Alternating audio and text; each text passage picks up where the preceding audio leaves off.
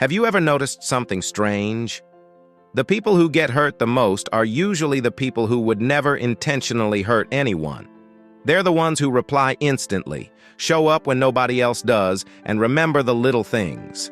And if that's you, there's a good chance you've spent years believing something that isn't true. A belief so dangerous, it quietly shapes every relationship in your life. Stay with me, because by the end of this video, you may see yourself differently for the first time. Most people think kindness is a strength, and it is. But there's a version of kindness that slowly destroys the person giving it. It looks noble from the outside. Inside, it's exhausting. You cancel your plans for people who wouldn't cancel theirs for you. You give second chances to people who never deserved the first one. You listen to everyone's problems while carrying your own in silence. And the scary part? You don't see it as self-destruction. You call it loyalty. You call it love. You call it being a good person. But what if I told you that many of the things you call kindness are actually fear wearing a mask? Because the most giving people are often not giving from abundance. They're giving from anxiety. Psychologists call this the Fawn Response. When some people feel emotional danger, they fight. Others run, others freeze, but some learn to survive by pleasing, by becoming useful, by becoming needed, by becoming impossible to reject. Maybe nobody taught you this directly. Maybe life taught you. Maybe you learned that being easy to love was safer than being yourself. So you became the helper, the peacemaker, the reliable one. And for a while, it works. People like you. People need you. People keep you around. But then something strange starts happening. You begin feeling invisible. Not because people don't see you, because nobody sees the real you.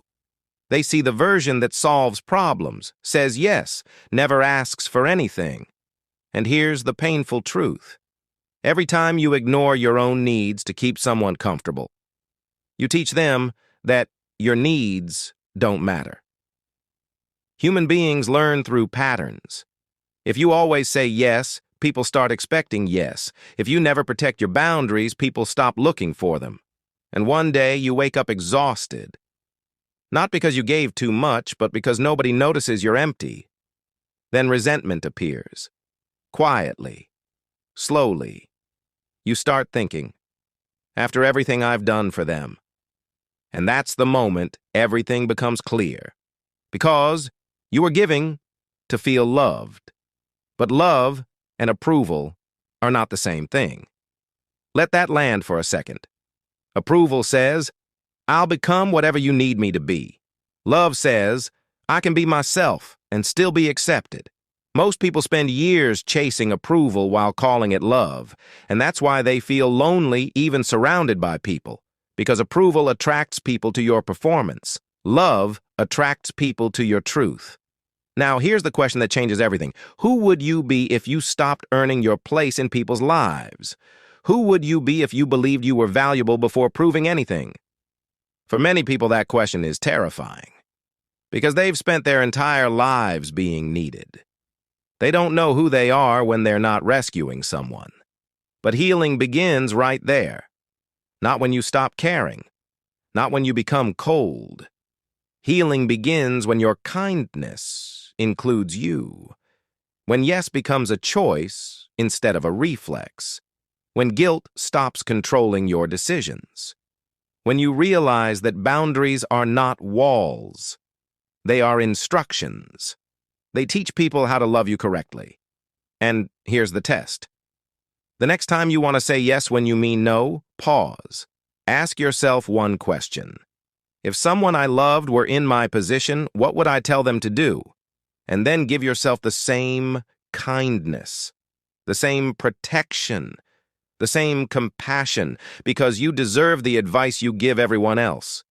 And something incredible happens when you start doing this. The wrong people become uncomfortable. The right people become close. Because healthy relationships don't require you to disappear. They require you to exist. You've spent years making sure everyone around you felt chosen.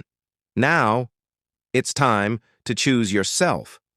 Not because you're selfish, not because you've stopped caring, but because the version of you that keeps saving everyone else deserves to be saved too.